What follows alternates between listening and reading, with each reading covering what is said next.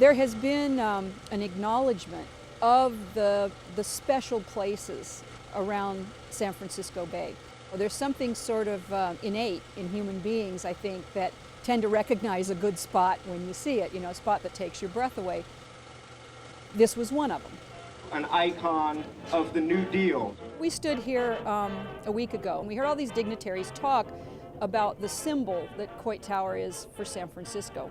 And I think it's interesting that those of us in the Pioneer Park Project are trying to make the point that not only the tower, not only this man-built edifice here is a symbol of the city, but also the green space in which it sits and the hill on which it rests.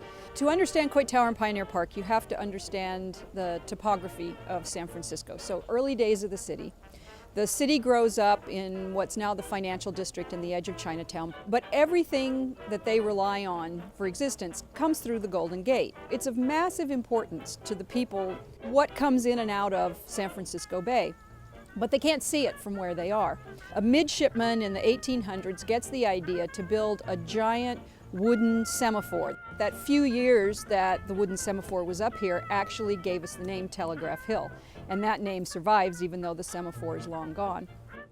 Come to the 1870s and the city has grown up remarkably. It's fueled with money from the Nevada silver mines, it's fueled with money from the gold rush, it's trying to be the Paris of the West, and North Beach is kind of the suburbs, the hinterlands. The wealthier people lived on the bottom and the poorest people lived on the top because it was very hard getting to the top of Telegraph Hill, and it was mostly lean-to shacks and bits and pieces of houses up here in the beginning. And a group of 20 businessmen decided that it would be better if the top of the hill remained for the public. So they put their money down and they bought 4 lots at the top of the hill and they gave them to the city. Lily Hitchcock Coit died without leaving a specific use for her bequest, but she left a third of her estate for the beautification of the city.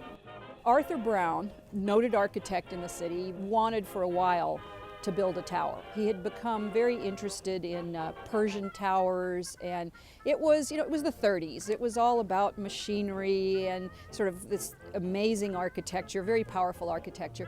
So he convinced the Rec Park Commission that building a tower in Lily's memory would be the thing to do with her money. It was going to be a wonderful observation place because it was one of the highest hills in the city, anywhere, and that that was the whole reason why it was built that high and had the elevator access immediately from the beginning as part of its features. My father's studio was just down the Filbert Street steps. We were in a very small apartment and that was our backyard. When they were preparing the site for the Coit Tower, there was always a lot of carping and griping about how awful progress was and why they would choose this beautiful, pristine area to do them in was a big question. As soon as the Coit Tower was getting finished and someone put in the idea that it should be used for art, then all of a sudden he was excited about the Coit Tower.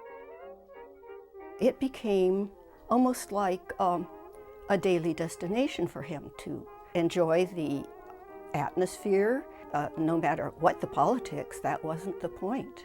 As long as they fit in and did their work and did their own creative expression, that was all that was required. They turned in their drawings, the drawings were accepted.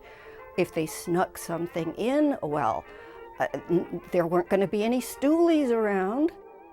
They've made such careful little diagrams of every possible little thing about the commie murals, as though that was just so important and that they were just the big frogs. And actually no one ever felt that way about them, and they weren't considered something like that. In later life, when people would approach me and say, "What did you know about Arnatoff?" Well, we were with Arnatoff almost every day, and his children, we grew up together, and we didn't think of him as a commie. And almost the same with Sackheim. But he was just a family man doing normal things. No one thought anything of what he was doing.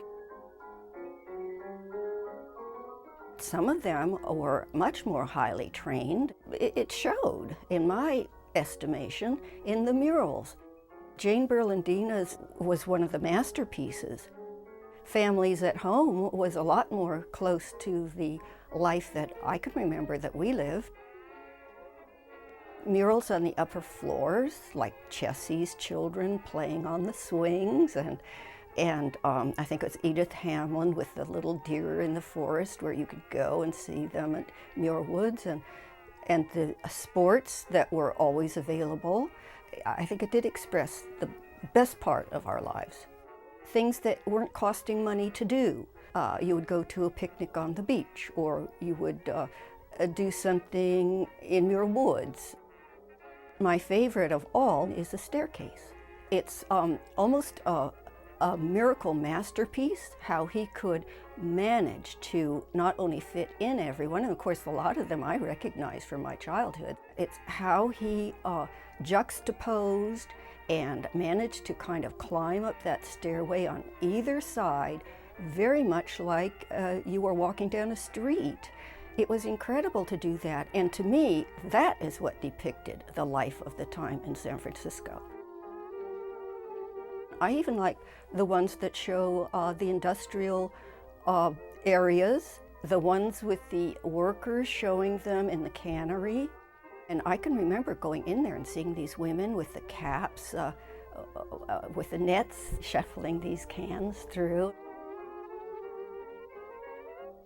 My parents had a ranch in Santa Rosa, and we went there all summer. I could see these people leaning over and checking. It looked exactly like Albro's beautiful things about the ranch. I think he was pretty much in the never look back philosophy about the Coit. I don't think he ever went to visit again after we moved from Telegraph Hill, which was only 5 or 6 years later. I don't think he ever had to see it when the initials were scratched into everything and people had literally destroyed the lower half of everything. Well, in my view, the tower had been pretty much neglected from the 30s up until the 80s. It wasn't until then that really enough people began to be alarmed about the condition of the murals. The tower was leaking. Some of the murals suffered water damage. We really began to organize getting funding through the Arts Commission and various other sources to restore the murals. If you don't have that connection or thread or maintain that connection to your history and your past, what do you have? That's one of the major elements of what makes quality of life in San Francisco so incredible. When people ask me, and they ask me all the time, how do you get to Coit Tower? I say you walk. That's the best way to experience the gradual elevation, you know, coming up above the hustle and bustle of the city and finding this sort of oasis, if you will, up here at the top of the hill. When I walk through this park, I look at these brick walls and this lawn. I look at the railings around the murals. I look at the restoration. And I think, yeah, I had something to do with that. Learning the lesson, thank you, wild parrots. Landmarks meet landmarks. The current situation at Pioneer Park and Coit Tower is really based in public and private partnership. It was the citizens who came together and bought the land to keep it from being developed. It was Lily Hitchcock Coit who gave money to the city to beautify the city she loved. The Pioneer Park project raised money and worked with the city to develop this south side, and still that's the basis of our future project to address the north side.